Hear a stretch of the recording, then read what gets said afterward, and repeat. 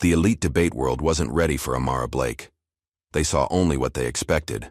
A black girl from the wrong side of town, clearly out of place among Yale's marble columns and legacy champions. Preston Wycliffe and his privileged peers exchanged smirks as she walked toward the podium, their whispers echoing through the hall. "Charity case," someone muttered. They'd seen this before. Diversity invitations that made good PR before inevitably washing out in the first round. What they hadn't seen was the fire behind Amara's quiet exterior. The years she'd spent studying alone while serving coffee at her mother's diner, or the generations of silenced voices she carried with her. When the moderator called her name, and the laughter rippled through the audience, no one expected that this moment wouldn't just change a competition. It would expose an entire system built on keeping certain voices from being heard. Just before we get back to it, I'd love to know where you're watching from today, and if you're enjoying these stories, make sure you're subscribed. The late afternoon sunlight filtered through the dusty windows of Blake's diner, casting long shadows across the worn laminate tables. 15-year-old Amara Blake moved between tables with practiced efficiency, her eyes occasionally drifting to the small notebook tucked into her apron pocket. Whenever there was a lull, her pen would find paper, scratching out thoughts that no one else would see. "Can you turn that up?" Old Mr. Jenkins called from his usual corner booth, gesturing toward the small television mounted near the ceiling. Amara reached for the remote behind the counter and increased the volume. A polished news anchor appeared on screen, her perfect smile gleaming as she spoke. The National High School Debate Tournament at Yale University is just months away, with schools across the country preparing their champions. This prestigious competition has launched countless legal and political careers. Amara's hand paused mid-wipe on the counter, her attention fully captured. She'd been secretly following competitive debate for years, devouring recordings online, studying the cadence and structure of arguments like others might study music or sports. "Amara, table 6 needs coffee," her mother called from the kitchen. Denise Blake ran the small diner with a mix of warm hospitality and fierce determination. Since Amara's father had left when she was 7 and her older brother Isaiah had disappeared, 3 years ago, it had been just the two of them against the world. "Coming, Mom," Amara replied, reluctantly tearing her eyes from the screen. As she poured coffee for the middle-aged couple at table 6, her mind was still processing debate structures, imagining herself standing at a podium instead of balancing plates of meatloaf and mashed potatoes. 2 weeks later, Amara sat in Mr. Patel's English class, her eyes locked on the clock as he handed back their persuasive essays. "Excellent work as usual, Amara," he said quietly, placing her paper on her desk with a proud smile. The bright red A+ was accompanied by a note. "See me after class." When the bell rang, Amara approached his desk, hesitantly. "You wanted to see me, Mr. Patel?" The teacher looked up, his kind eyes crinkling at the corners. "Amara, I've been teaching for 20 years, and I've rarely seen writing like yours. Your arguments are precise, your reasoning is sound, and your voice is—" He paused, searching for the right word. "Authentic." Amara shifted uncomfortably under the praise. "Thank you, sir." "I took the liberty of submitting your essay to the Westridge speech competition," Mr. Patel continued. "I hope you don't mind." Amara's eyes widened. "You what?" "They announced the winners this morning." He slid an envelope across the desk. "Congratulations." Her hands trembled as she opened it. First place. Her first thought wasn't pride, but fear of what her mother would say. "Absolutely not," Denise said firmly, wiping down the diner counter with more force than necessary. "These fancy competitions, they're not for people like us, Amara." "But Mom, I won. I didn't even enter myself. Mr. Patel did it. Don't you think that means something?" Denise's expression softened slightly, but her eyes held a shadow Amara had come to recognize, the same shadow that appeared whenever Isaiah's name came up. "Baby, your brother thought the same thing. He thought he could break into that world, that they'd accept him because he was smart." Her voice caught. "We haven't heard from him in 3 years." Amara felt the familiar ache in her chest. Isaiah had been brilliant, charismatic, destined for greatness, until he wasn't. Until he vanished without explanation, leaving behind only rumors and questions.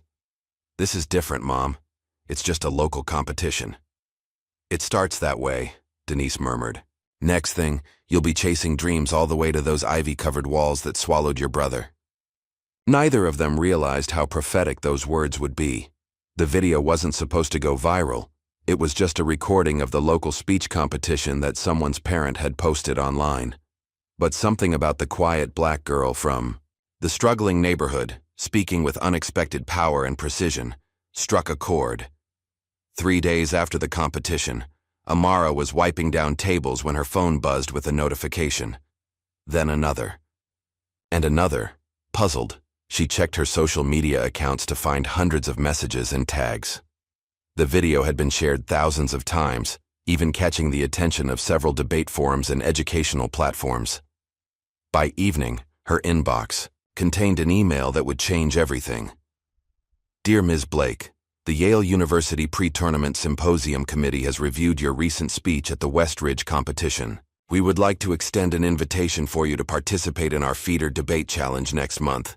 Amara read it 3 times, her heart pounding so loudly she could hear it in her ears. When she showed her mother, Denise's face went pale. "Yale?" she whispered. "No, Amara, not after what happened to Isaiah."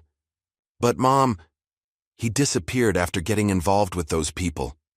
Denise's voice rose, emotion breaking through her usual composure. "One day he was exposing something about their precious debate circuit, and the next day, gone. 3 years. Amara, 3 years without knowing if my son is alive or dead." Amara stepped back, stung by her mother's vehemence. "I didn't know he was exposing something?" Denise shook her head as if regretting her outburst. "It doesn't matter now. What matters is keeping you safe, and that means staying away from that world." That night, Amara lay awake, torn between respecting her mother's fears and following the opportunity that felt like destiny. By morning, she'd made her decision. The comment appeared on her viral video first. "Charity invite. Cute PR stunt, Yale." Posted by Preston Wycliffe IV, whose profile showed a square-jawed, confident boy in a blazer with the Yale crest. His bio listed multiple debate championships and a family legacy stretching back generations. It wasn't the last comment. As news of Amara's invitation spread through the competitive debate community, the responses ranged from supportive to skeptical to outright hostile. Affirmative action comes to debate. Wonder if she can actually argue or just read speeches. Yale's Got Talent auditions are early this year. Amara read each one, her face burning but her resolve hardening. She'd been dismissed her entire life for being young, for being black, for being from the wrong neighborhood. These online attacks were just more of the same. What she didn't expect was to face the same attitudes in person when she arrived for her first training session at the regional debate club. The room fell silent when she walked in. 20 pairs of eyes turning to assess her. Most belonged to students from private schools, dressed in casual but expensive clothes, exuding the easy confidence of privilege. Coach Langford, a stern-looking man with salt and pepper hair and piercing eyes, introduced her with minimal enthusiasm. "This is Amara Blake. She'll be joining us for the Yale Feeder program." A tall girl with glossy blonde hair and perfect posture looked Amara up and down, her expression unreadable. "I'm Tess Whitley," she said, not offering her hand. 3-time state champion. You're Preston's special project, right?" Amara kept her expression neutral. "I don't know Preston. I'm here because I was invited." Tess smiled thinly. "Of course you were." Later, as they were leaving, Coach Langford pulled Amara aside. His voice was low, almost sympathetic. "They'll tear you apart in there. You sure this is what you want?" The question hung in the air between them. Amara thought about her mother's fears, the online mockery, Tess's dismissive attitude. Then she thought about the hours she'd spent, alone in her room, practicing arguments in the mirror, listening to debate recordings while other kids watched TV, memorizing sections of the dictionary to expand her vocabulary. "Yes," she said firmly, "this is exactly what I want." Among the hostile faces at the debate club, one person stood out for their lack of animosity. Luca Alvarez, with their purple-tipped hair and quiet intensity, approached Amara during a break. "Don't let them get to you," they said, sliding into the seat beside her. "They did the same thing to me last year." Amara looked at them curiously. "What did you do?" Luca smiled, a flash of defiance in their eyes. "I stayed. I made it to regionals. I forced them to see me." They extended their hand. "The outsiders should stick together, don't you think?" For the first time since receiving the Yale invitation, Amara felt like she might not be completely alone in this venture. The Yale Hall of Debate was more imposing in person than in the pictures Amara had studied online. Marble columns flanked. The entrance and the interior gleamed with polished wood and brass fixtures. Portraits of distinguished alumni lined the walls, their stern faces seeming to judge her presence. As she followed Coach Langford and the rest of the team inside, whispers and stares followed her progress. She caught sight of Preston Wycliffe IV, surrounded by admirers, his expression darkening when he noticed her. Amara checked her phone one last time before entering the preliminary round. A text from her mother: "Be safe, be smart, come home." She tucked the phone away and squared her shoulders. The moderator called her name. The crowd murmured as she approached the podium, their expectations, or lack thereof, palpable in the air. Amara cleared her throat, took a deep breath, and began. Amara had practiced her opening statement 100 times. The words flowed from her memory with perfect clarity, her voice steady despite the nerves fluttering in her stomach. For 30 seconds, she commanded the room with unexpected authority. Then her microphone cut out.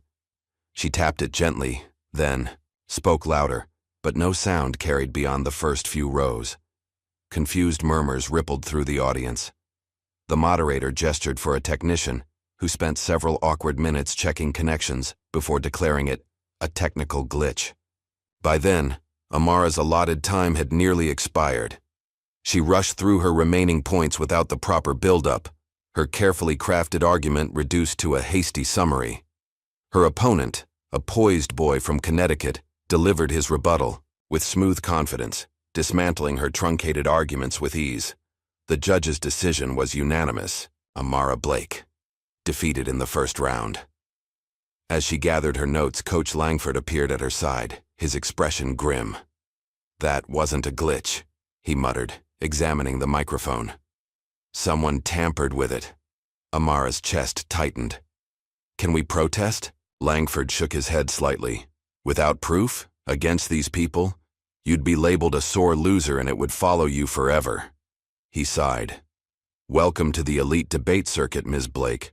The arguments on stage are only half the battle. The okays. Humiliation might have been contained to that room, that moment. But by evening, clips of Amara's silent speech had spread across social media, edited with mocking captions.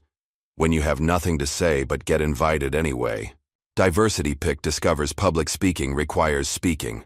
Preston's retweet was the most damaging. Yale's Got Talent audition, Bra 47, the silent performer. The post had thousands of likes and shares, each one a small cut to Amara's confidence.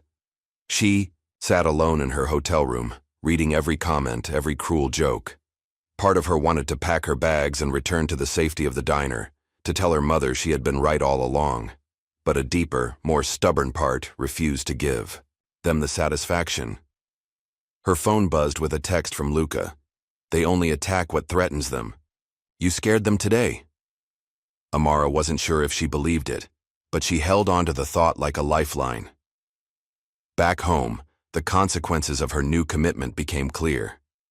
The long travel hours to debate events and training sessions left little time for her regular studies. Her grades, once consistently excellent, began to slip. Mrs. Williams, her calculus teacher, kept her after class to discuss her latest test. "You missed 3 classes last week, Amara. Your midterm is barely passing level." The teacher's concern was evident. "Your academic scholarship requires a 3.5 GPA. At this rate—" "I understand," Amara said quietly. "I'll do better." "This debate thing," Mrs. Williams continued, "is it worth risking your education, your future?" It was a question Amara asked herself daily. with no clear answer. A week later, Amara was helping Coach Langford organize files for the upcoming regional qualifier when she came across a sealed manila envelope. The label caught her eye. "Do not consider Blake A." She glanced at Langford, who was engrossed in a phone call in the hallway. Her hands trembled slightly as she slid the contents out. Inside was an internal Yale recommendation form. At the top, in bold red letters, "Flagged for reconsideration." Below that, a detailed analysis of her application, with phrases highlighted: "Lacks necessary pedigree for championship consideration. Unsuitable temperament for collegiate-level debate. Recommend diversion to community program track." And, most damning, a handwritten note in the margin: "PR value only. Do not advance past preliminaries." Amara stared at the document, her vision blurring with tears of rage. She had been set up to fail from the beginning. This wasn't just bias, it was deliberate exclusion. She quickly photographed the document with her phone and replaced it in the envelope, sliding it back into the folder just as Langford returned. "Everything all right, Ms. Blake?" he asked, noticing her flushed face. "Fine," she replied, her mind racing. "Just organizing alphabetically." That night, Amara didn't sleep. She paced her small bedroom, replaying every interaction, every subtle dismissal she'd experienced since receiving the Yale invitation. By morning, something had shifted inside her. The hurt remained, but it was hardening into resolve. If they wanted to silence her, they would have to try harder. When the Student Debate Association hosted an impromptu town hall to discuss inclusivity and competitive forensics, Amara arrived prepared. She hadn't been invited to speak, but when the moderator asked for questions from the audience, her hand shot up. The moderator hesitated before acknowledging her. "Yes, Ms. Blake?" Amara stood, aware of all eyes turning toward her. "My question is simple. How can we claim to value truth in debate when the system itself is built on lies?" A murmur ran through the crowd. The moderator blinked. "I'm not sure. I understand. Let me clarify," Amara continued, her voice growing stronger. "We pretend debate is about the best argument winning, but we all know it's really about who comes from the right school, who has the right connections, who fits the right profile." She pulled out her phone. "I have documented evidence of bias in selection and advancement. This isn't about merit. It's about maintaining the status quo." The video of her impromptu speech, passionate and unflinching, went viral overnight. This time with supportive comments flooding in. Someone finally said it. "The debate world's dirty secret exposed. This girl has more courage than the entire Yale board." Amara received messages from students at other schools, many sharing similar experiences of exclusion or bias. A small revolution was brewing, and somehow she had become its reluctant leader. The first meeting of what they called the Outsiders Syndicate took place in a public library conference room. 12 students from various schools, most from disadvantaged backgrounds, most minorities, gathered around a table with Amara and Luca. "We're not here to complain," Amara clarified. "We're here to win, but on our terms." They shared notes, tactics, and inside information. They practiced arguing both traditional frameworks and radical new approaches. They created a private communication channel to support each other during tournaments. For the first time, Amara felt part of something bigger than herself, a movement with purpose and potential. The email from the Yale Alumni Association arrived unexpectedly. "Dear Ms. Blake, your recent participation in the debate circuit has caught the attention of several prominent donors. We would like to discuss sponsorship opportunities for your continued development, specifically as the face of our new Diversity in Debate initiative." The offer included financial support, personal coaching, and media opportunities. All she had to do was become their success story, their proof that the system worked for everyone. Amara read the email twice, then closed her laptop without responding. The next day, she received a call from a Yale administrator, following up on the offer. "This is a tremendous opportunity, Ms. Blake," the woman said, her voice polished and persuasive. "Many students would be thrilled to have this kind of institutional support." "I'm sure they would," Amara replied evenly. But I'm not interested in being anyone's token. That's not what this is. Isn't it? Amara interrupted. You flagged my application as PR value only. You never intended for me to advance or succeed on my own merits. A long pause followed. I don't know what you're referring to, the administrator said finally, her tone noticeably cooler. I think you do, Amara responded. Thank you for the offer, but I'll continue on my current path. After hanging up, she sat in silence, wondering if she'd just made a powerful enemy. One evening after practice, Luca asked Amara to stay behind. They seemed nervous, fidgeting with their debate notes. There's something I need to tell you, they said, once everyone else had left. Last year I almost got disqualified from the state championships. For what? Amara asked. They said my tone was inappropriate for formal debate. What they meant was my accent was too pronounced when I got passionate. Luca's voice tightened. My coach said I needed to neutralize my speech patterns if I wanted to advance. That's ridiculous, Amara said, anger flaring on her friend's behalf. It's standard, Luca corrected, and it's not just me. I've been tracking biased rulings for 2 years. They pulled out a spreadsheet on their tablet. Judges consistently score down speakers with certain accents, backgrounds, or styles that don't fit the traditional debate mold. Amara studied the data, seeing the pattern emerge. It wasn't just anecdotal. There was a statistical bias against debaters like them. We need to expose this, she said, her mind already formulating arguments and approaches. We will, Luca promised. But first, we need to learn how to beat them at their own game. The note appeared in Amara's locker a week later, a plain business card with an address and time, nothing more. Something about it sparked her curiosity, despite her wariness. The address led to a small coffee shop near the community college. Sitting alone at a corner table was a man in his 30s, with keen eyes and an intensity that suggested contained energy. Amara Blake, he said when she approached. I'm Elias Green. The name triggered a memory. You were a national champion. Almost a decade ago, he confirmed, before I got blackballed for exposing corrupt judging practices. Amara tensed. How do you know who I am? Everyone in the debate world knows who you are now, Elias said with a hint of admiration. The girl who's challenging the system. I've been watching your journey with interest. Why? Because you have what I didn't. The potential to actually change things. He slid a folder across the table. I've developed an approach I call the Disruptors Framework. It turns traditional debate structure on its head, while still operating within the technical rules. Amara opened the folder cautiously, scanning the contents. The approach was revolutionary, focusing on moral clarity over rhetorical gymnastics, authentic voice over artificial performance, substance over formality. Why help me? She asked, suspicious of his motives. Elias's expression darkened. Because they destroyed my career for trying to make debate fair, and I've been waiting for someone brave enough to finish what I started. Amara walked into her next debate round with a new confidence. This time she wasn't trying to fit into their world, she was making them confront hers. Her opponent, a veteran debater from Boston Prep, took the podium first with a traditional argument about economic policy, delivered with practiced precision.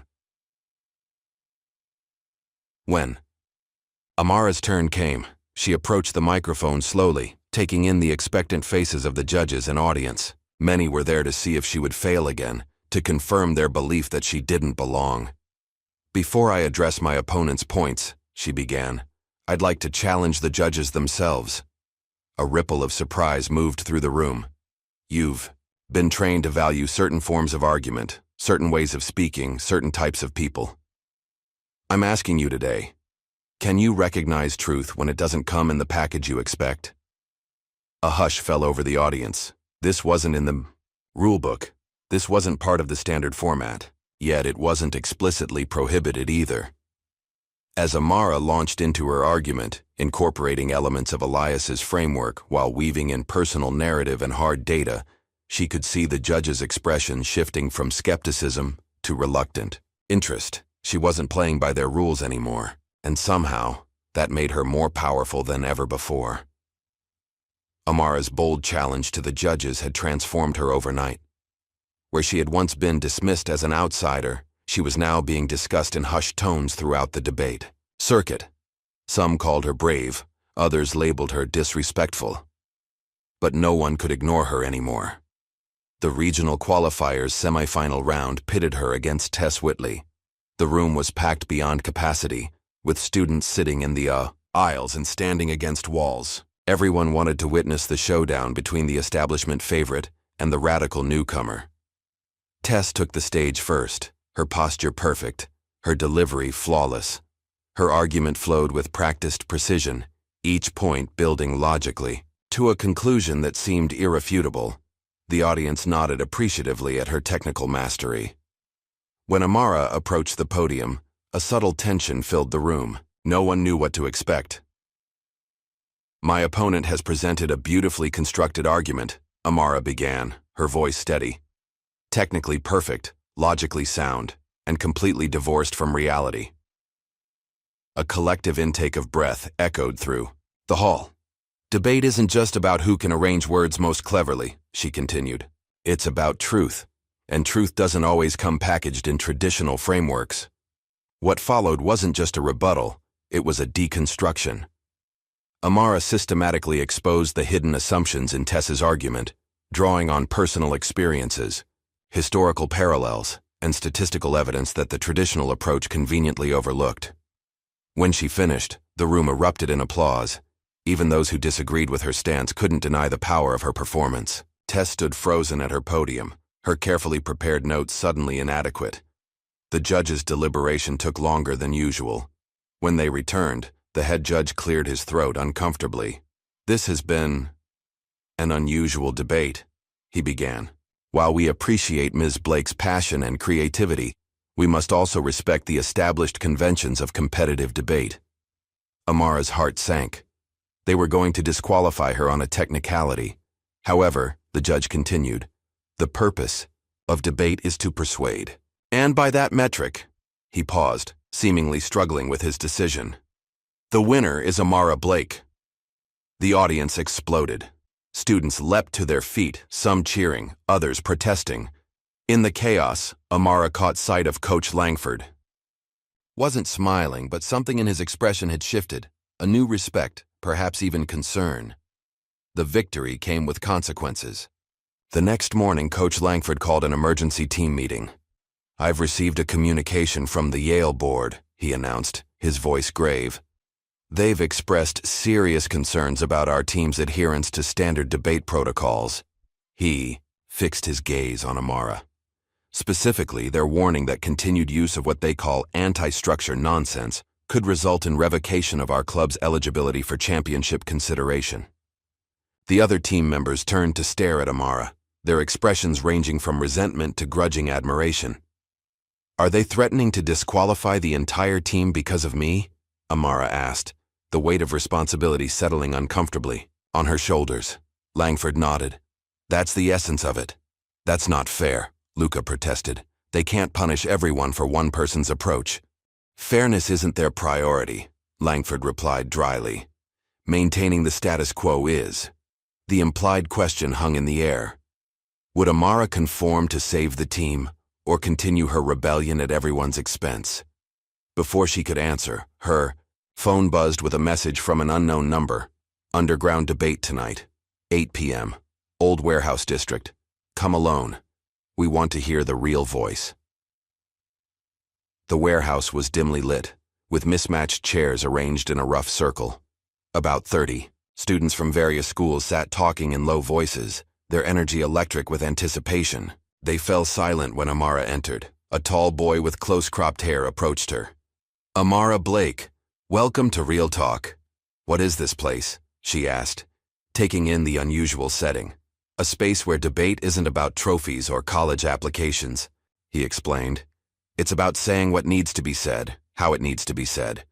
No judges, no rules, just truth and the power to speak it." As the night progressed, Amara witnessed debates unlike any she'd seen in official competitions. Students tackled controversial topics with raw honesty, incorporating personal stories, cultural contexts, and emotional appeals that would be dismissed in traditional forums. When they asked her to speak, she felt a freedom she'd never experienced on an official stage. Her words flowed without constraint, her arguments building not just on logic, but on lived experience and moral clarity. By the end of the night, she had a new identity in the debate world. In official competitions, she was the troublemaker, the rule breaker. Here among the outcasts and revolutionaries, she was becoming a legend. The damage arrived without warning. As Amara entered school on Monday, whispers and stares followed her through the hallway. Her phone vibrated constantly with notifications. "What's going on?" she asked Luca when they met at her locker. Luca's expression was grim. "Preston leaked something online. Your academic file." "What? How did he get access to that?" "His father's on the school board," Luca reminded her. "But that's not the worst part. He's claiming you forged your transcripts to get your scholarship." Amara's blood ran cold. "That's ridiculous. My grades were earned." "The principal wants to see you," Luca said quietly. "They're launching an investigation." In the principal's office, Mr. Barnes regarded her with disappointment. "We've received some concerning allegations, Amara. I want to believe they're false, but we have to follow proper procedures." "I've never falsified anything," Amara stated firmly. "My grades are mine. My work is mine." "We'll need to verify that," Mr. Barnes replied. "In the meantime, your scholarship is under review, and your participation in extracurricular activities, including debate, is suspended pending the outcome." Amara felt the ground shifting beneath her feet. Everything she'd worked for was being systematically dismantled. And for what? Because she dared to challenge a system that wasn't designed for people like her. That evening, as Amara helped her mother close the diner, she finally broke down. "They're trying to take everything from me, Mom," she said, tears streaming down her face. "My scholarship, debate, my future, all because I wouldn't play by their rules." Denise wrapped her arms around her daughter, holding her tight. "Baby, you need to understand something. This is exactly what happened to Isaiah." Amara pulled back, wiping her eyes. "What do you mean?" Denise sighed deeply, as if releasing a long-held burden. "Your brother didn't just disappear.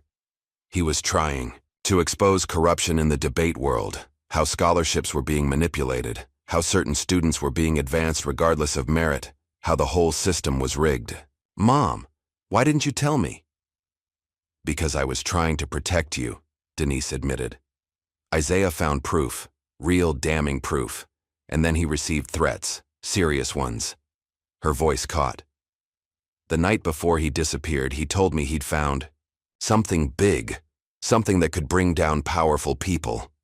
Amara's mind raced, connecting dots she hadn't seen before. "Did he leave something behind? Notes? Files?" Denise shook her head. "Nothing I could find. But now you're walking the same path, and I'm terrified, Amara. These people, they don't just control debates, they control futures."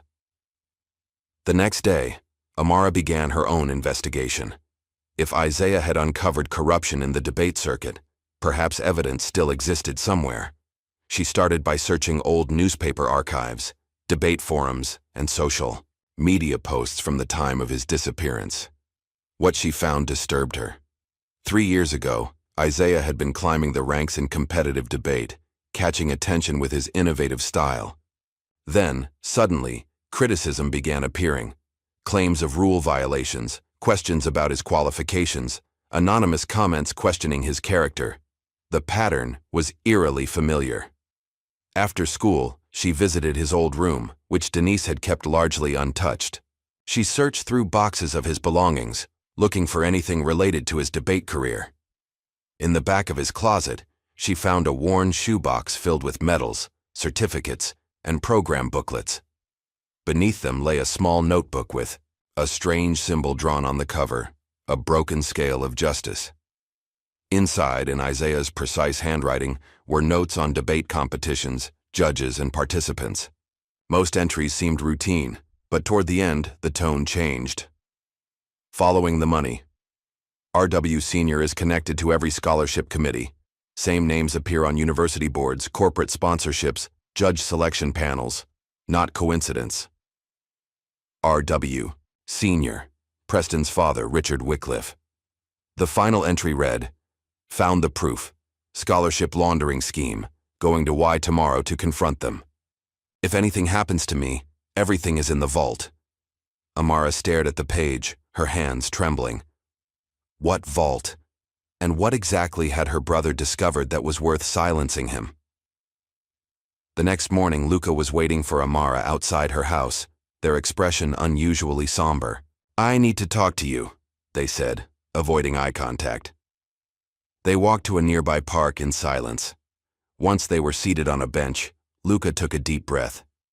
"I've been offered early admission to Stanford," they began. "Full ride, debate scholarship." "Luca, that's amazing," Amara exclaimed, genuinely happy for her friend despite her own troubles. "There's a condition," Luca continued, still not meeting her eyes.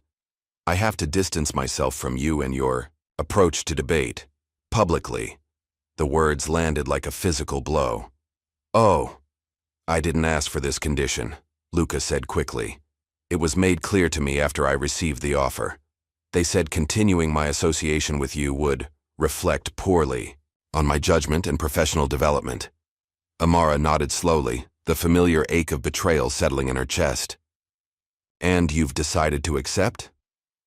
Luca finally looked at her, their eyes filled with conflict. "It's Stanford, Amara. It's everything I've worked for." "I understand," Amara said quietly, though part of her couldn't.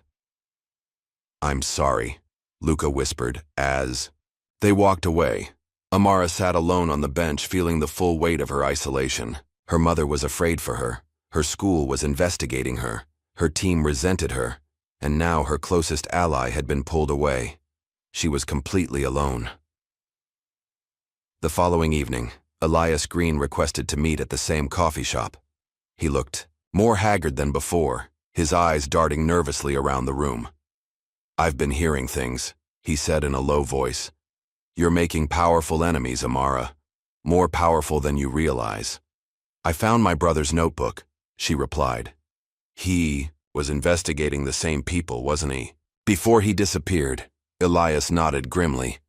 "Isaiah Blake, brilliant debater, started asking too many questions about scholarship distributions, judge selections, predetermined outcomes." He leaned forward.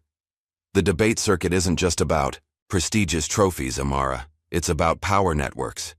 Future politicians, lawyers, business leaders, their paths are being shaped and secured from the beginning." "What can I do?" Amara asked. "You have two choices," Elias said. "Walk away now, finish high school quietly, find another path, or—" He paused, his expression grave. "Expose them, but understand the cost. If you do this, you'll never debate again, but you might save thousands of others from a corrupt system." Amara thought about Isaiah, about Luca, about every student who'd been silenced or pushed aside because they didn't fit the mold. "I need proof," she said firmly. "Real, undeniable evidence." Elias slid a USB drive across the table. "Start here. But be careful who sees this. These people don't just end careers, they end futures." Armed with Elias's files and her brother's notes, Amara arranged a press conference at the local community center. She invited representatives from school newspapers, local media, and education bloggers, anyone who might listen. As cameras rolled, she laid out her case methodically. Statistical patterns showing bias in judging, testimonials from affected students, financial connections between debate organizations, and university admissions. "This isn't just about competitive fairness," she argued passionately. "It's about who gets access to opportunities, whose voices are valued, whose futures are prioritized." Just as she was about to reveal the most damning evidence, documents, showing how certain scholarships were predetermined for legacy students regardless of merit, the power cut out. The room plunged into darkness. When emergency lights flickered on, security personnel were entering the room. "This event is being shut down due to a safety violation," the lead officer announced. "What violation?" Amara demanded. "Unauthorized assembly," he replied mechanically. Everyone needs to vacate the premises immediately. As the room cleared, Amara received an email from Yale University. Due to your continued disruptive behavior, you have been classified as a disruption risk for the upcoming tournament. Any further unauthorized public statements will result in complete disqualification. They were trying to silence her, just as they had silenced Isaiah. But unlike her brother, she wasn't going to disappear. Coach Langford found her sitting alone on the school steps the next day. I quit the Yale Club this morning, he announced without preamble. Amara looked up in surprise. You what? I told them I wouldn't be part of a system that punishes students for speaking truth. He sat beside her. I've been complicit too long. Amara, watching talented kids like you and your brother get pushed aside because you don't fit their profile. You knew Isaiah? Amara asked. Langford nodded. He was the best debater I'd ever seen. Until you. What happened to him, Coach? Really? I don't know, Langford admitted. But I do know he was getting close to exposing something big, and then he was gone. He straightened his shoulders. I won't let that happen again. I'm going to train you independently for the final round. They'll never let me compete, Amara pointed out. They can't stop you without admitting why they're afraid of you, Langford replied. And that's the one thing they can't afford to do. For the first time in weeks, Amara felt a spark of hope. She wasn't just fighting for herself anymore. She was fighting for Isaiah, for Luca, for every student who'd been silenced by a system that claimed to value voice while systematically suppressing certain voices. The Yale Great Hall hummed with anticipation as the tournament semifinals began. Despite the university's attempts to discourage her participation, public interest in Amara's story had made it impossible to exclude her without raising questions they couldn't answer. As she walked toward the stage, whispers followed her progress. Preston Wycliffe stood at his podium, his confidence seemingly unshaken despite the controversy swirling around him and his family. Their eyes met across the stage. The war had begun.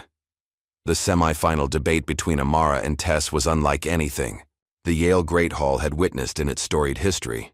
What began as a standard policy debate quickly evolved into something more profound, a fundamental questioning of the frameworks that govern debate itself.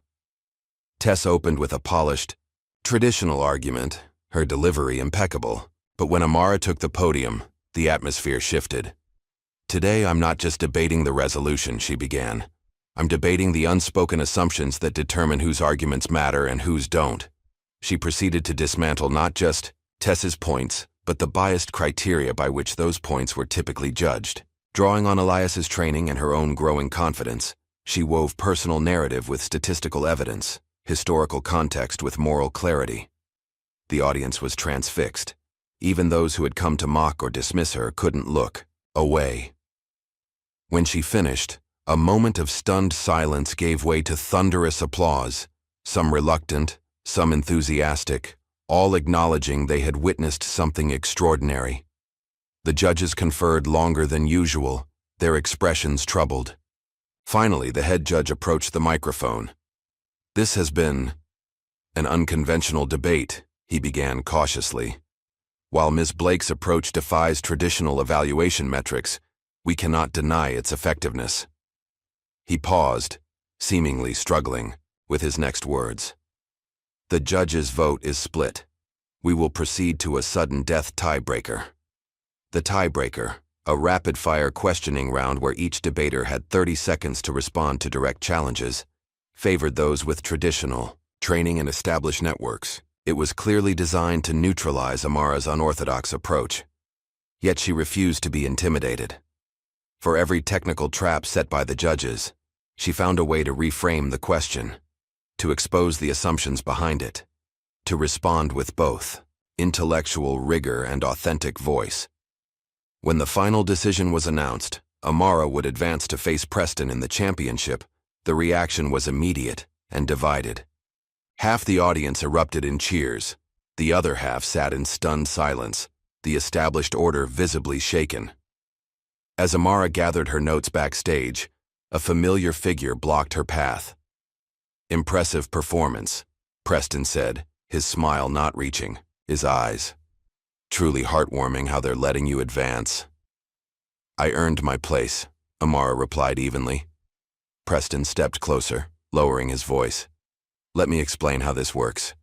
Win this, and you'll be a footnote, the diversity success story. They'll use until the next one comes along. You'll never be accepted into their world, not really. His expression hardened. Lose, and maybe they'll let you in. A prestigious college, recommendations, a future. That's the deal. I'm not here to make deals, Amara said, meeting his gaze, steadily. Then you're not as smart as everyone thinks you are. He turned to leave, then paused. By the way, your brother made the same choice. How's that working out for him? The casual mention of Isaiah sent a chill through Amara. How much did Preston know about her brother's disappearance? Later that night, as Amara reviewed her notes in her hotel room, her phone buzzed with a text from an unknown number. Your brother never left. Look in room 406. She stared at the message, her heart racing. It could be a trap, another attempt to derail her before the finals, but it could also be the answer she'd been seeking for 3 years. After a moment's hesitation, she grabbed her room key and headed for the elevator. Room 406 was in an older wing of the dormitory complex, now used primarily for storage. The hallway was dimly lit, with dust covers draped over furniture pushed against the walls. The door to 406 was unlocked. Amara pushed it open slowly, her phone's flashlight illuminating the darkness. The room appeared empty at first glance. Just another storage space with stacked chairs and discarded furniture. But as her light swept across the far wall, she froze. Behind a partially opened supply closet, the wall was covered in photos, newspaper clippings, transcripts, and handwritten notes, all connected by red string. At the center was a Yale debate, team photo from 3 years ago, with her brother's face circled in red. Surrounding it were photos of prominent debate judges, university administrators, and corporate sponsors. Financial documents showed suspicious patterns of scholarship allocations. Transcripts revealed impossibly consistent judging patterns favoring certain students. It was a map of corruption, a rigged system ensuring legacy families maintained their grip on prestigious debate circuits and the opportunities they provided. In a sealed envelope taped to the center of the wall, Amara found a letter in her brother's handwriting. To whoever finds this, if you're reading this, you've probably discovered what I did. The National Debate Association isn't just a competitive forum, it's a laundering system for privilege. Legacy families don't just donate to universities, they buy future access, opportunities, and power for their children. I've recorded everything. The evidence is hidden where they'd never look, in plain sight, in the trophy case archives, behind the 1978 championship plaque. I'm going underground until I can find a way to expose this safely. They've made threats against our family.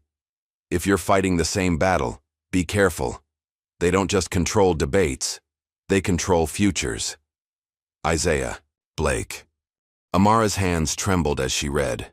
Her brother was alive, and he had entrusted her with continuing his fight. The morning before the finals, Amara received another unexpected visitor. Luca stood nervously outside her hotel room door. Can we talk? They asked. Amara stepped aside to let them in, her expression guarded. I turned down Stanford, Luca announced without preamble. You what? Why? Because I couldn't live with myself, Luca admitted. They weren't offering me an opportunity. They were buying my silence. They met Amara's eyes.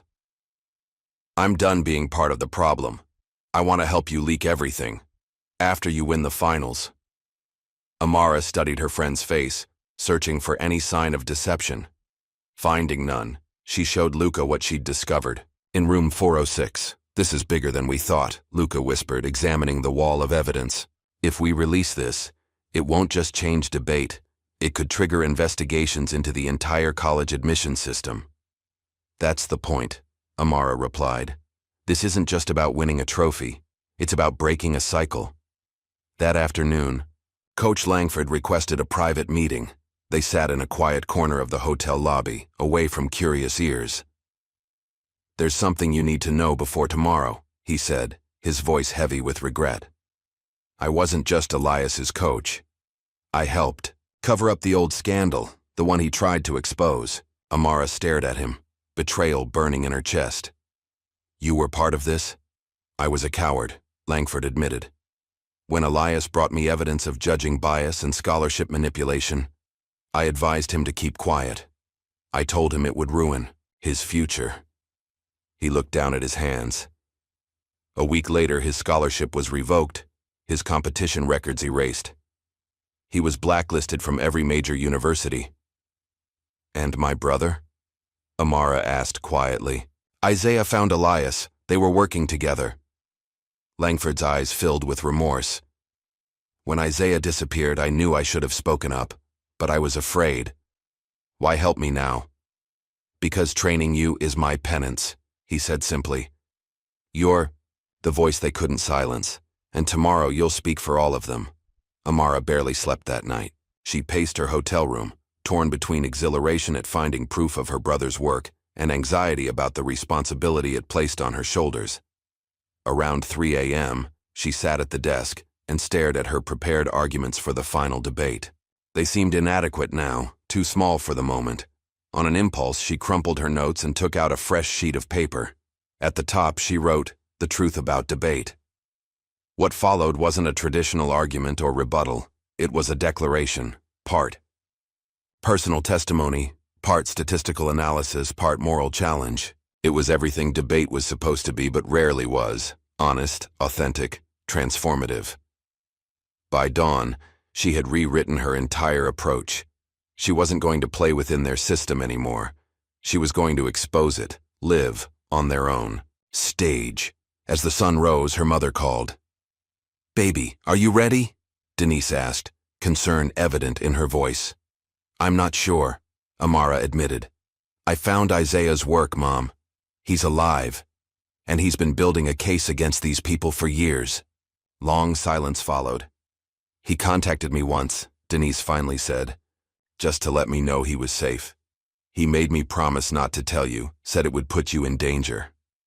"I'm already in danger," Amara replied. "But I'm not running away." "I know, baby. That's why I'm coming to you. I'm boarding a train now.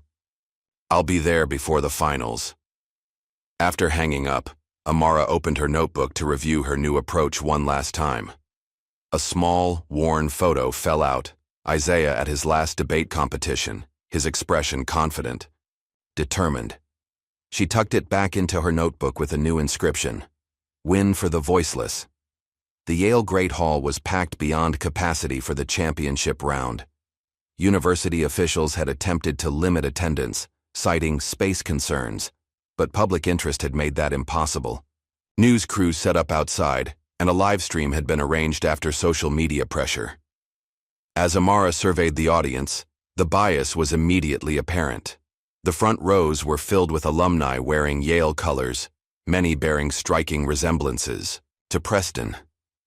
The judging panel consisted primarily of older men with connections to legacy families. The deck was stacked against her in every possible way. Coach Langford squeezed her shoulder reassuringly. "Remember, they can control the judges, but they can't control how people respond to truth." From the corner of her eye, Amara spotted her mother slipping into a seat near the back, offering a small, proud smile. At the other podium, Preston adjusted his tie with practiced confidence. When their eyes met, he smirked. "Good luck, Charity Case." Amara held his gaze steadily. "You'll need it more." The moderator approached the microphone. "Ladies and gentlemen, welcome to the championship round of the National High School Debate Tournament. Our finalists today are Preston Wycliffe IV of Phillips Exeter Academy and Amara Blake of Westridge High School." As Preston prepared his opening remarks, Amara took a deep breath. Everything had led to this moment, not just her journey, but Isaiah's, Elias's, and countless others who had been silenced by a system designed to preserve power rather than promote truth. The moderator called her name. As she walked to the podium, a hush fell over the great hall. The battle for the future of debate was about to begin. A heavy silence blanketed the Yale Great Hall as Amara approached the podium. The championship debate had drawn an unprecedented audience. Students, faculty, media, and curious onlookers filled every available space. In the front row, Preston's family sat with practiced poise, their expressions a mixture of confidence and dismissal. Amara caught her mother's eye in the back of the room.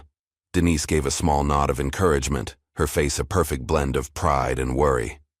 Near the exit door, Luca stood with a laptop open, ready to live stream whatever happened. Next, the moderator cleared his throat. "Ms. Blake, you have 8 minutes for your opening argument." Amara placed her notes on the podium, took a deep breath, and looked directly into the audience. Instead of launching into the expected policy argument, she began with words that sent an immediate ripple through the hall. "I refuse to argue within a system built to silence me." A collective gasp echoed through the room. The judges exchanged alarmed glances. Preston's confident smile faltered. "For generations," Amara continued, her voice growing stronger, "debate has claimed to be about the power of ideas. But in reality, it's become about the ideas of power. Today, I'm not here to win your trophy. I'm here to challenge the very foundation of how we determine what winning means." She stepped out from behind the podium, abandoning the traditional stance. The symbolic act wasn't lost on the audience. Murmurs spread through the rows. "Let me tell you a story," Amara said. "Not about policy or theory, but about people. Real people whose voices have been systematically excluded from spaces like this." What followed wasn't a traditional debate speech. It was a meticulously constructed narrative interwoven with hard facts, statistics, and personal testimony.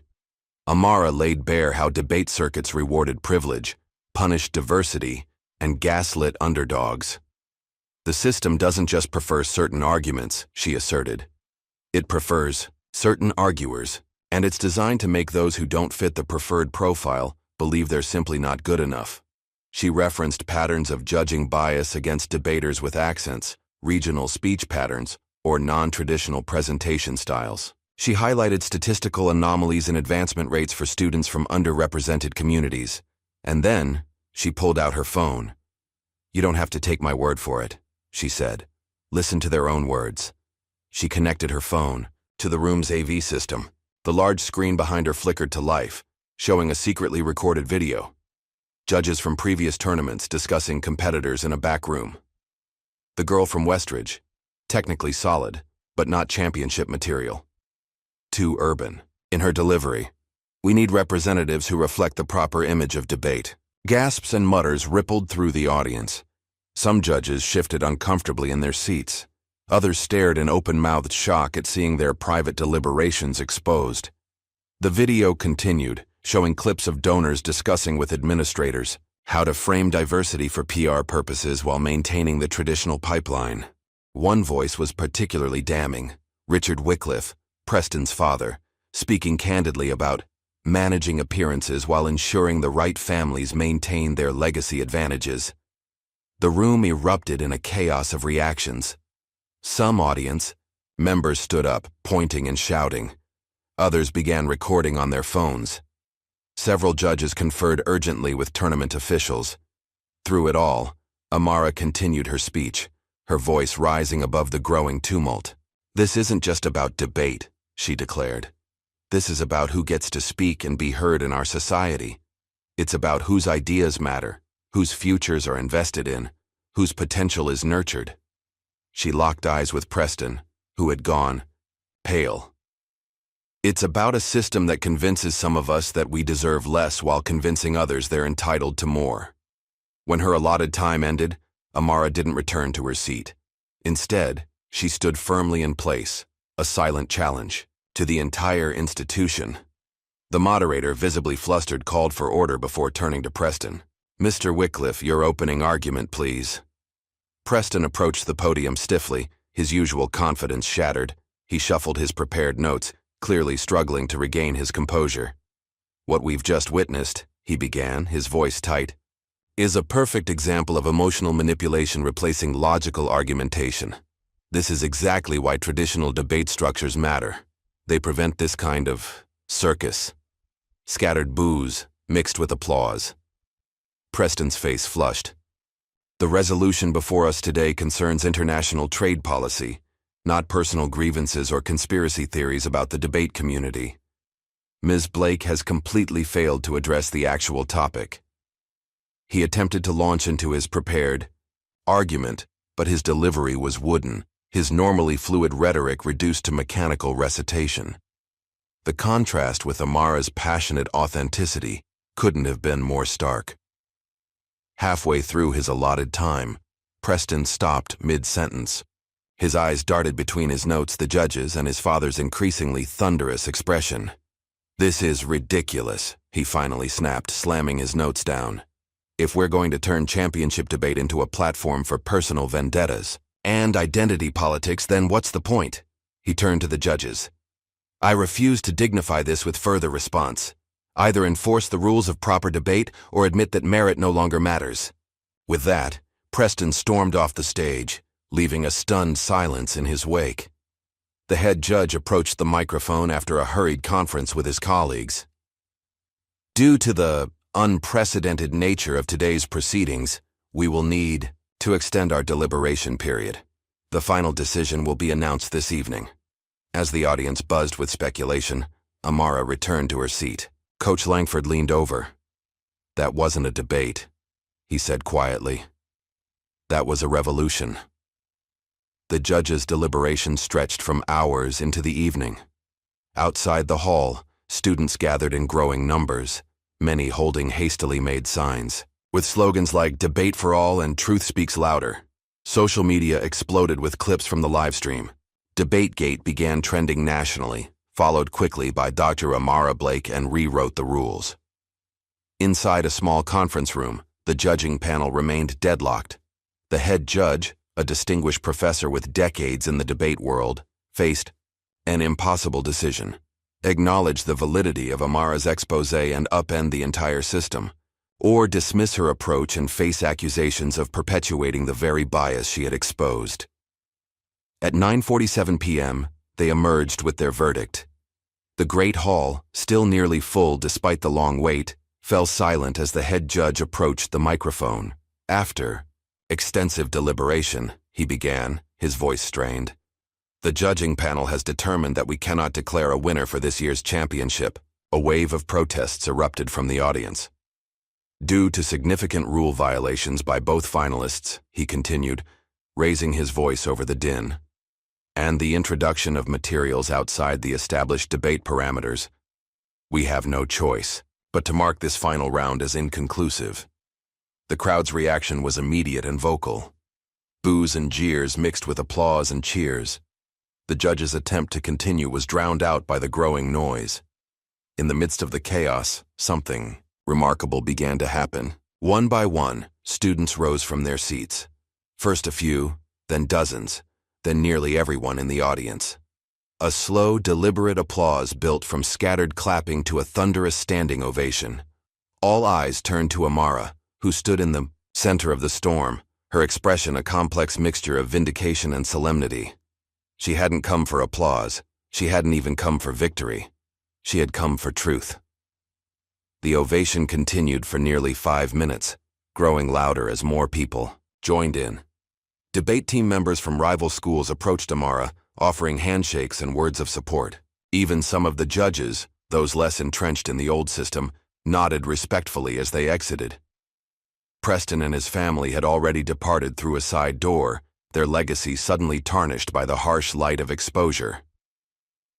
By morning, the story had gone national. Major news networks ran segments on the debate that broke the system. Prominent alumni from top universities called for investigations into judging practices and scholarship allocations. Civil rights organizations issued statements about systemic bias in academic competitions. Celebrities and influencers shared Amara's story, amplifying her message to millions. College students organized solidarity demonstrations on campuses across the country.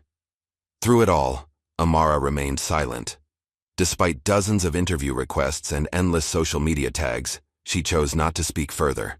Her statement had been made on the debate stage. The world could interpret it as they would.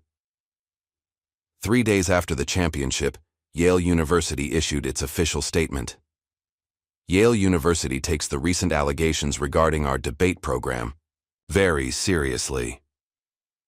While we maintain that the National High School Debate Tournament operates under strict ethical guidelines, we acknowledge concerns about potential unconscious bias in competitive judging and selection processes.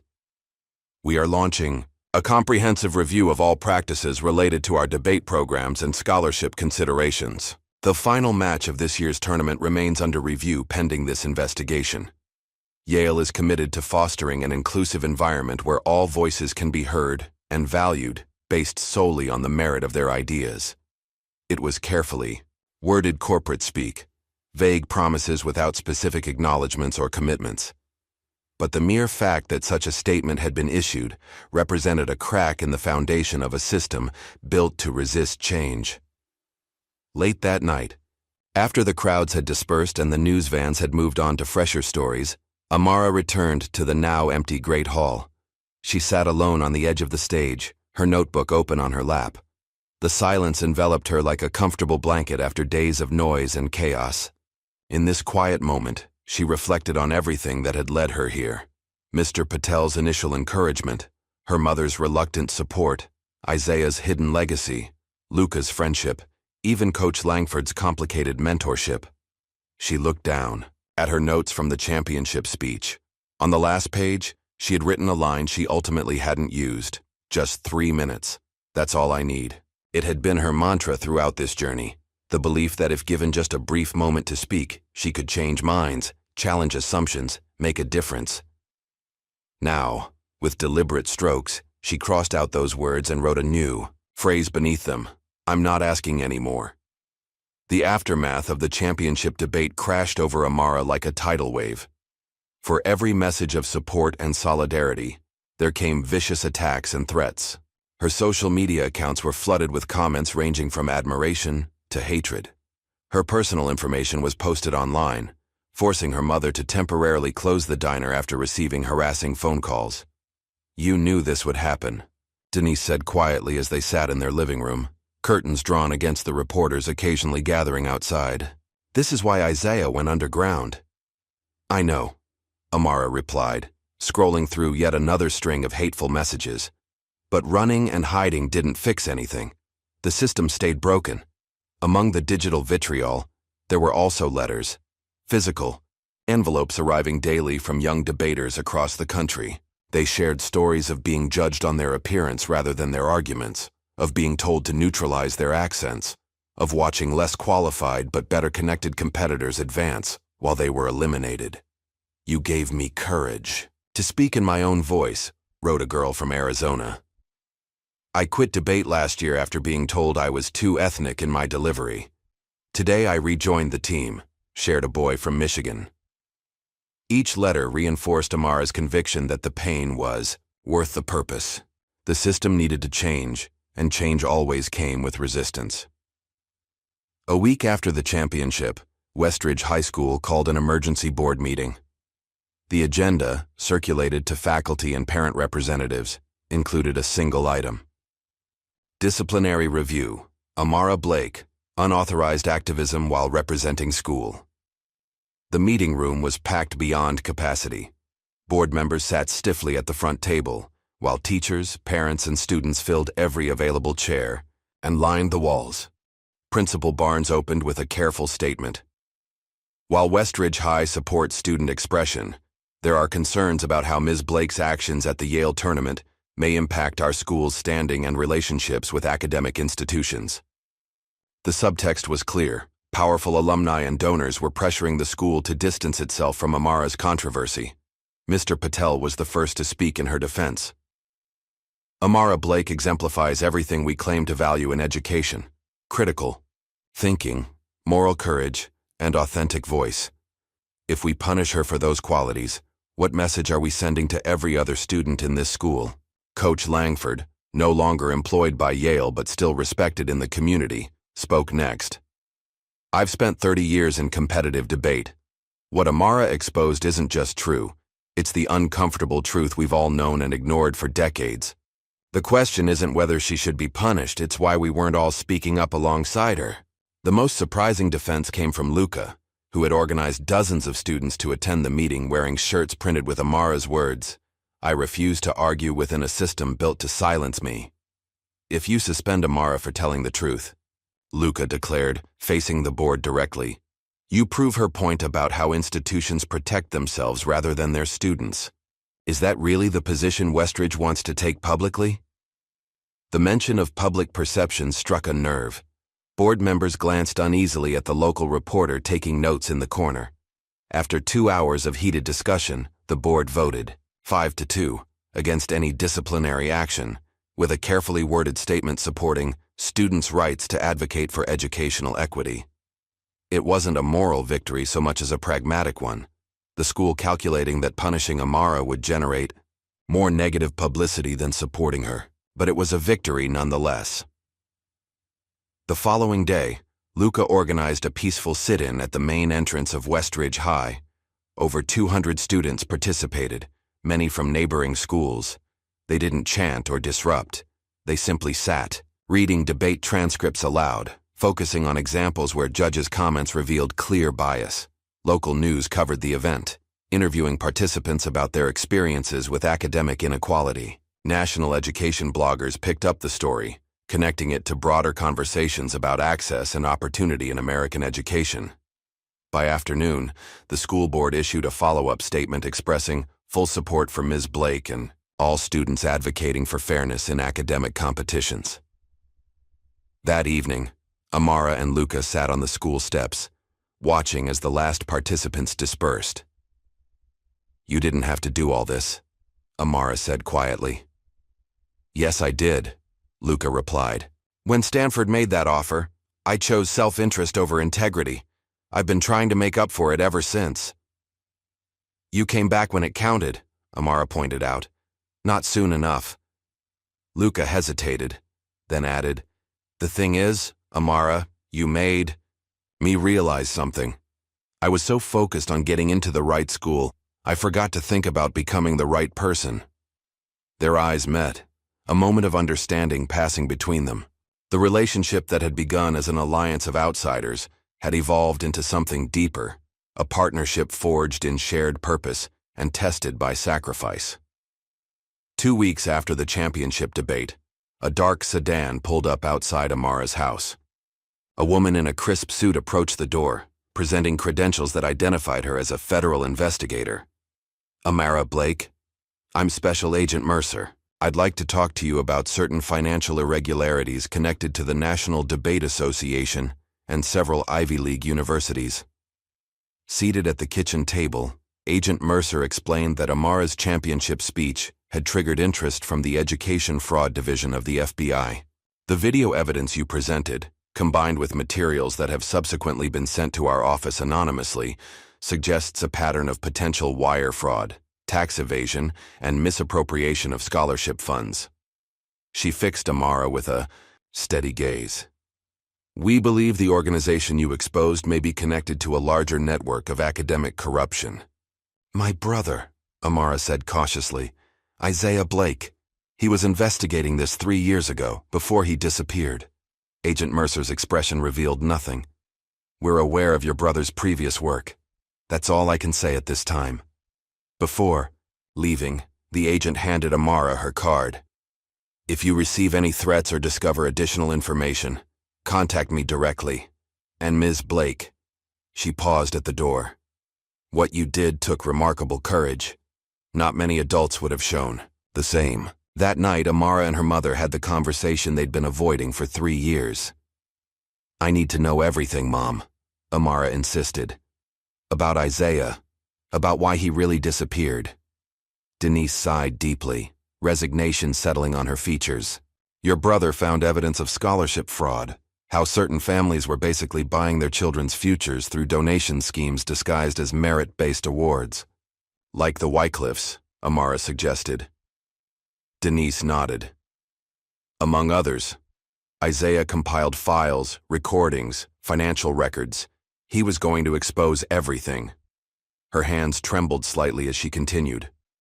"Then he received a package. Photos of you walking home from school. Photos of me at the diner. A note saying we'd both have accidents if he didn't drop his investigation. Amara's blood ran cold. So he disappeared to protect us. We staged it together, Denise admitted. Made it look like he'd just vanished. He went underground, changed his identity. He's been continuing his work from the shadows ever since, building a case strong enough that they couldn't bury it. Why didn't you tell me? He made me promise not to. Said the less you knew, the safer you'd be. Denise reached across the table to take her daughter's hand. I never imagined you'd end up fighting the same battle on your own. Shortly after midnight, Amara's phone lit up with a notification. An encrypted messaging app she didn't remember. Installing had activated, displaying a single message. Coordinates, 41.3163 Degen, 72.92223 Dig W. Time, tomorrow, 3 p.m. You broke the wall. Now I can come home. She stared at the screen, her heart racing. After 3 years of absence, Isaiah was reaching out. The message self-deleted 30 seconds later, leaving no trace. The next morning brought an unexpected email from Global Education Access, an international nonprofit dedicated to educational equity. They were offering Amara a leadership position, developing training programs for underrepresented debaters. Your voice has already changed the conversation, the director wrote. We want to help you build something lasting from this moment. The opportunity was extraordinary. Speaking engagements, curriculum development, global travel. But Amara hesitated. She was 15 years old. She still had high school to finish, college to consider. She was still, in many ways, figuring out who she was beyond this one moment of courage. Could she balance being a symbol with being a teenager? Could she lead a movement while still growing up herself? While Amara grappled with these questions, Preston Wycliffe's world was collapsing. The video evidence from the championship debate had triggered investigations into his family's financial dealings with several universities. Preliminary findings revealed patterns of donation for admission arrangements stretching back generations. Yale University, attempting to distance itself from the scandal, announced it was revoking Preston's early admission offer, pending a review of application procedures. Days later, Phillips Exeter Academy expelled him after discovering evidence of academic fraud, essays written by paid professionals, tests taken by substitutes. The golden boy of debate, whose path had seemed predestined for success, now faced a future derailed by the very system of privilege that had previously protected him. On social media, Preston placed the blame squarely on Amara.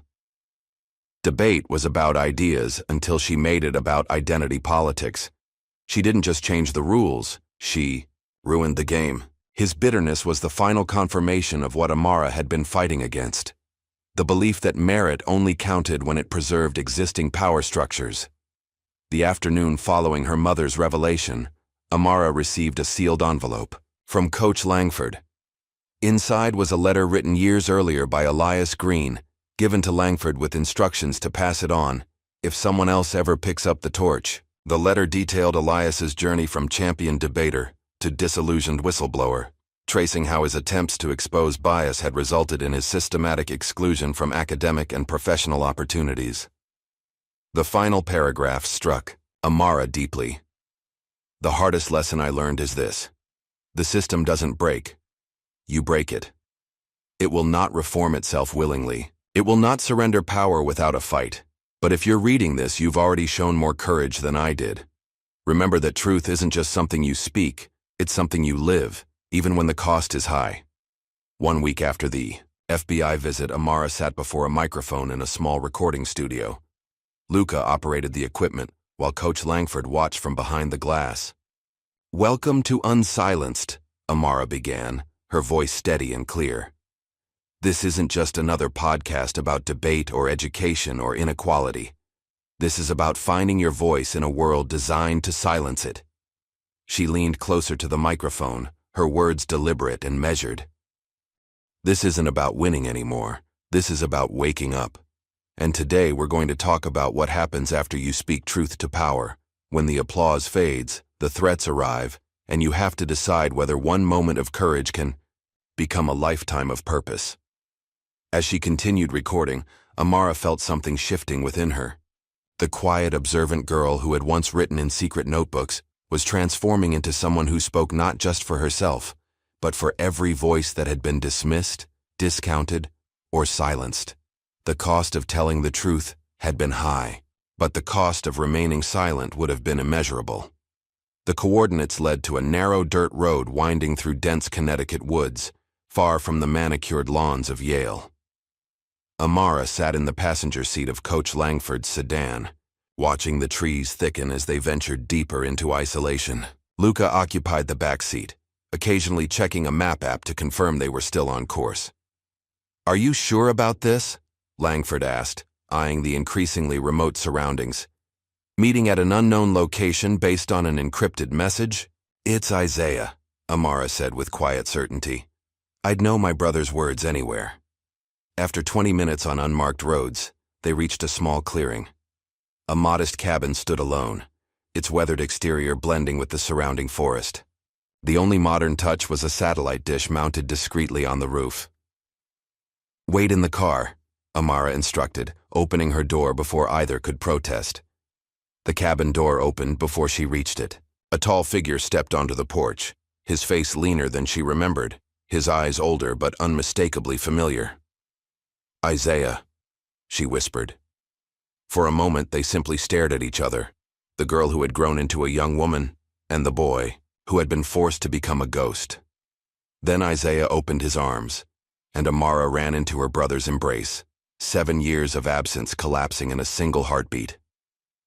Inside the cabin, Isaiah's life in exile became clear. One entire wall was covered with newspaper clippings, printouts, and photographs connected by colored threads, a physical manifestation of a conspiracy that had once seemed paranoid, but now proved prophetic. Computer equipment filled a corner, desk, multiple screens displaying data streams, encrypted messaging platforms, and surveillance feeds of the road leading to the cabin. "I've been monitoring everything," Isaiah explained as Langford and Luca joined them. "Every tournament, every scholarship announcement, every suspicious pattern of advancement." "How close did they come to finding you?" Langford asked, his expression haunted with guilt. "Close enough that I've moved 4 times in 3 years, Isaiah replied. "But they were looking for someone trying to expose them. I became someone tracking them instead, gathering evidence, building connections, waiting for the right moment." He turned to Amara, pride evident in his eyes. "Then my little sister did what I couldn't. She broke through their wall of silence." Isaiah pulled an old wooden chair to the center of the room and sat facing them. "I was investigating scholarship fraud when I discovered something bigger. A network linking debate competitions, college admissions, corporate recruiting, and eventually political grooming. They weren't just rigging tournaments.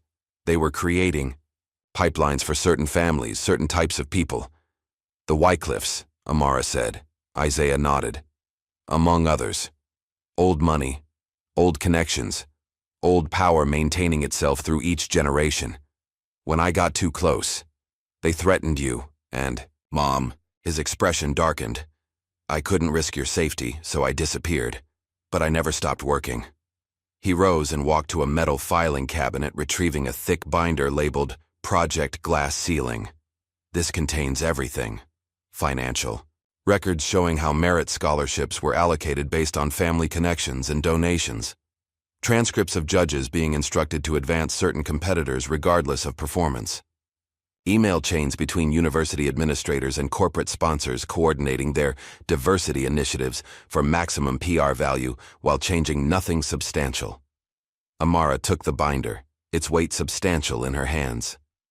"This is what, you've been doing for 7 years?" "This is what I've been living for," Isaiah corrected. "Building a case so comprehensive they couldn't bury it again." As they pored over the documents, one file caught Luca's attention, a section detailing the algorithm used to evaluate debaters during tournaments. "Wait," they said, pointing to a highlighted paragraph. "This says Coach Langford helped design this evaluation system." All eyes turned to Langford, whose face had gone ashen. "Is that true?"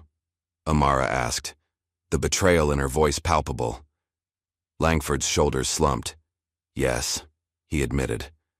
15 years ago, the National Debate Association asked me to help create A standardized evaluation framework. I thought I was building something objective, a way to take bias out of judging. But you weren't, Isaiah said flatly. No. Langford's voice was heavy with regret. I designed the metrics based on what I thought made a good debater: clarity, structure, evidence use. But I didn't recognize my own biases. The system inadvertently prioritized speech patterns, presentation styles, and argument structures that favored students from certain backgrounds. White, wealthy, traditionally educated backgrounds, Luca clarified. Langford nodded. By the time I realized what I'd done, it was deeply embedded in the competitive structure. When I tried to revise it years later, I was shut out. That's when I began to understand how the system was being manipulated.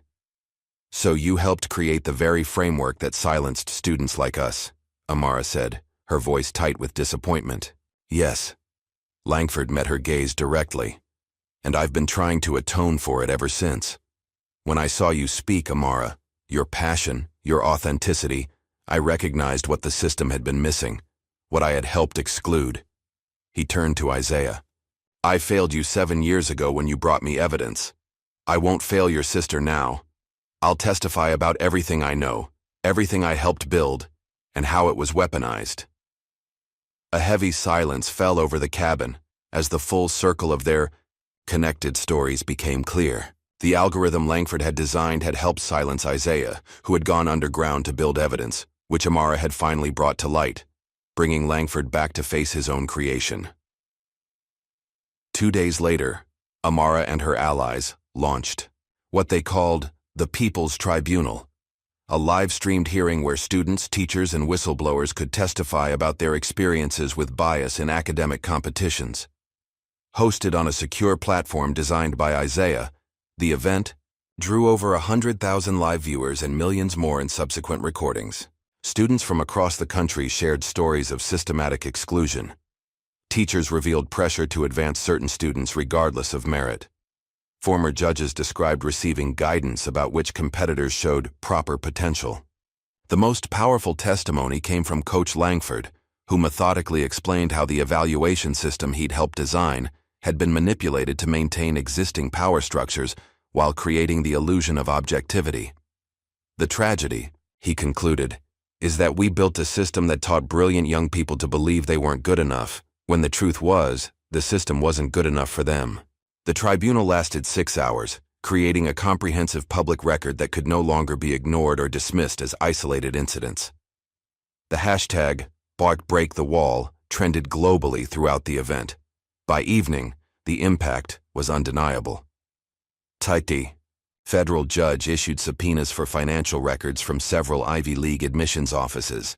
The National Debate Association announced an emergency restructuring of its leadership. And most dramatically, Yale's president resigned during a live television interview when confronted with evidence of her knowledge of the preferential treatment system. In the aftermath of the tribunal, a senior senator approached Amara with an unexpected proposition: help shape a new nationwide student ethics board that would oversee academic competitions and scholarship allocations. We need young voices leading this reform, the senator explained, not just as symbols but as architects of the new system. The opportunity was extraordinary, a chance to build something better from the ground up. But it would mean deferring college, committing to years of public service while still a teenager.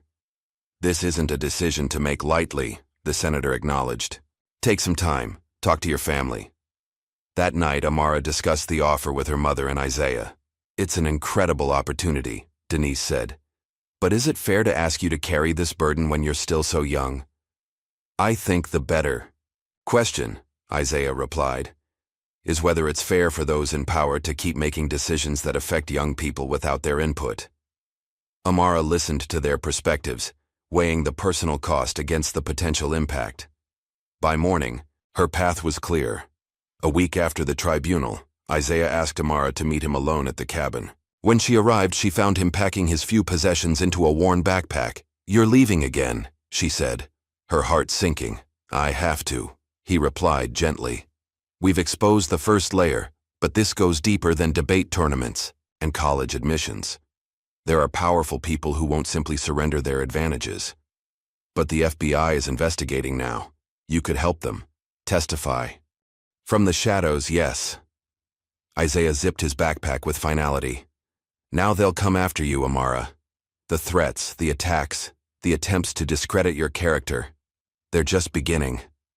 So you're running again? She couldn't keep the hurt from her voice. No. He placed his hands on her shoulders.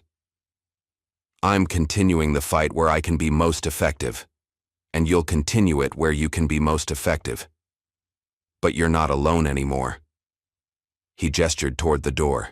You have Luca, Coach Langford, Mom, Mr. Patel, a whole community standing with you now. Before leaving, Isaiah handed her a flash drive. Everything I've collected is yours now. Use it wisely. Some of it could hurt innocent people if released carelessly. At the door, he embraced her one last time. I'm proud of you, little sister. You finished what I started. And you did it without hiding who you are. As his car disappeared down the dirt road, Amara felt a complicated mixture of loss and resolve. Isaiah was gone again. But this time, she knew exactly why and exactly what she needed to do next. 2 days later, Amara walked past Yale's Great Hall, now empty, its entrance adorned with a sign reading, "Closed for renovations." The official explanation cited facility updates. But everyone knew the real reason. The space had become a symbol of exposed corruption. Standing before the imposing building that had once represented everything unattainable, Amara felt a sense of completion. Not victory. There was still too much work to do for that, but a circle closing, a chapter ending so a new one could begin. She pulled out her phone and posted a single message on her rapidly growing social media platform. This isn't the end. This is the rewrite. 1 year later, the auditorium of Howard University buzzed with excitement as students filed in, many wearing shirts emblazoned with the now famous phrase, "I refuse to argue within a system built to silence me." On stage, a simple podium stood. Beside a table where 4 young people sat waiting, the organizing committee of the first-ever National Youth Ethics and Debate Forum. Amara Blake, now 16, approached the microphone. The past year had matured her posture more confident, her eyes holding both wisdom and determination beyond her years. "Welcome," she began, her voice carrying clearly through the packed hall and to the tens of thousands watching the live stream. 1 year ago, many of us believed that certain spaces weren't meant for people like us, that certain tables weren't built for us to sit at. She paused, surveying the diverse faces before her. Today, we're not asking for a seat at their table. We're building our own. The forum represented a radical reimagining of academic competition. Instead of the traditional debate structure, it featured collaborative problem-solving, evaluated, not just on rhetorical skill but on moral clarity, inclusion of diverse perspectives, and real-world applicability. 20 states had already adopted elements of what was now called the Disruptors Framework in their education systems. Universities were revising their admission criteria to recognize and value diverse communication, styles and approaches to argument. None of it had come easily.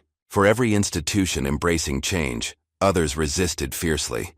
For every supporter Amara gained, critics emerged questioning her qualifications, her motives, and her right to challenge established systems at such a young age.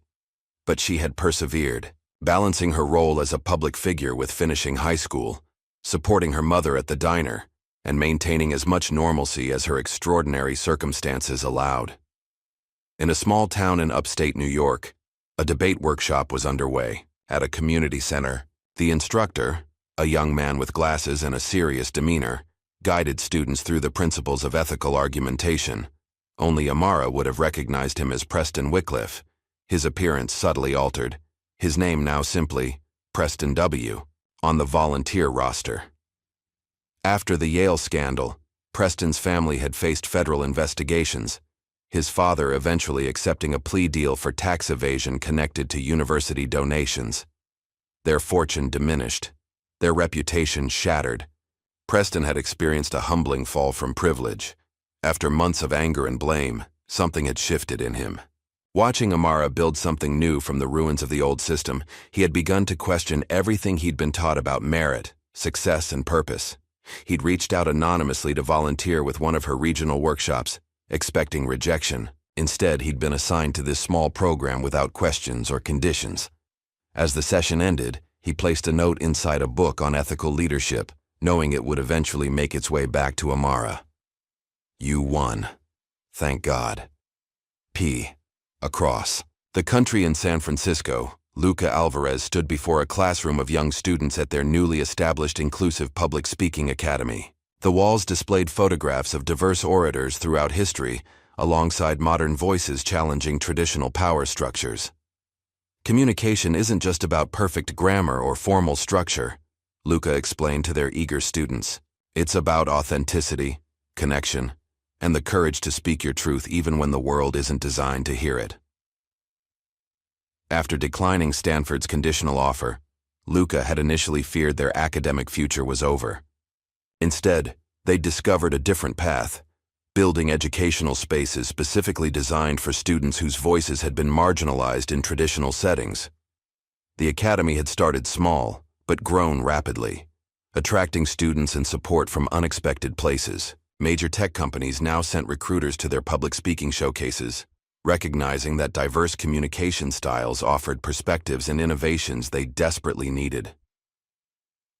That evening, Luca opened the advance copy of the book they'd co-authored with Amara. "Argue Like You Mean It: How Authentic Voice Changes Everything." The dedication page read simply, "For everyone who was told to speak differently, your voice matters exactly as it is." In Westridge, Denise Blake served coffee to the morning regulars at the diner, which had become something of a local landmark. One wall, once blank, now displayed dozens of photographs of students who had defied expectations: debate champions, valedictorians, activists, entrepreneurs, all from backgrounds society had often underestimated. At the center hung a framed copy of Amara's championship speech, surrounded by letters from young people whose lives had been changed by her courage. "Your daughter's really something," old Mr. Jenkins commented, nodding toward the wall. "Who'd have thought our little town would produce a national leader?" Denise smiled, pride evident in her expression. "I always knew she had something special in her. I just didn't know the world was ready to hear it."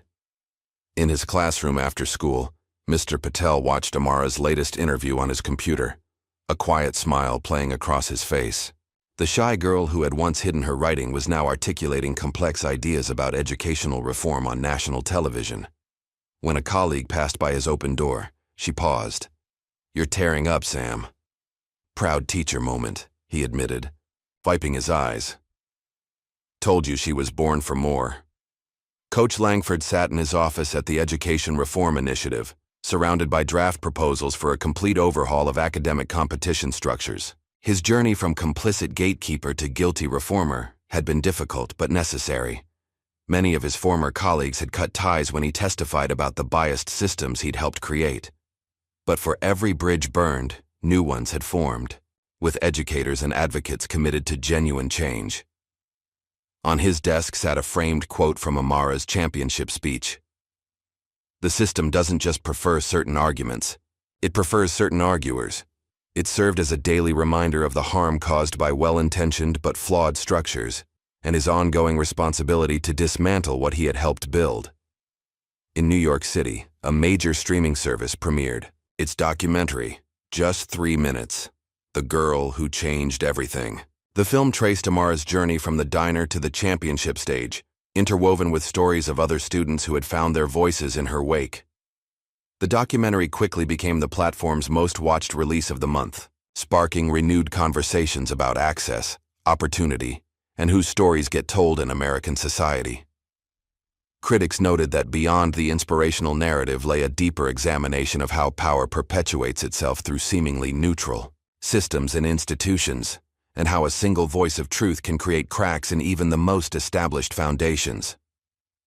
On the one-year anniversary of the championship debate, Amara received a package at her home. The return address was blank, but the handwriting was unmistakably Isaiah's. Inside was his old debate notebook, the one that had first led her to understand what he had been investigating. A new page had been added at the end, containing a single line in his precise handwriting. "You finished what I started. Now others will finish what you started." The note carried both closure and continuation, acknowledgement that some battles span generations, with each person playing their part in a longer struggle for justice. The National New Voices Championship was held in a renovated theater in Chicago, deliberately chosen for its accessibility and central location rather than prestige or exclusivity. As the final award ceremony began, Amara walked onto the stage, not as a competitor this time, but as the founder presenting the awards she had helped create. Looking out at the young faces watching her, some nervous, some excited, all attentive, she felt the weight and wonder of the movement that had grown from a single moment of courage.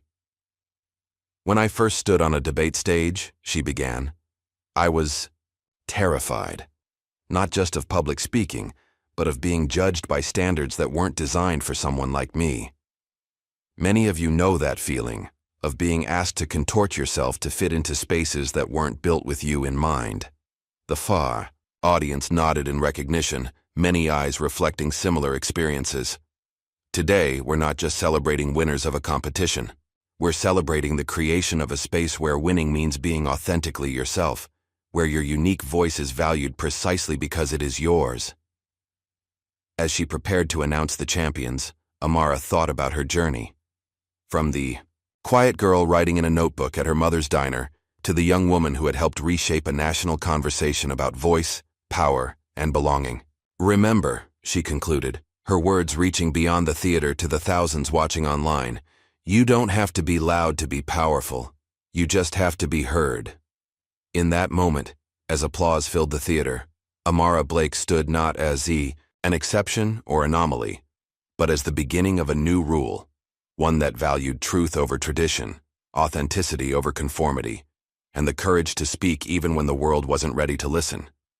The stage that had once seemed so foreign, so intimidating, now felt like exactly where she belonged, not because she had conquered it, but because she had transformed it into a place where no one would ever again laugh when a black girl walked on stage. Was it ever about winning a debate, or was it about whose voice deserves to be heard? If this story moved you, hit that like button and subscribe for more narratives that challenge the systems we take for granted.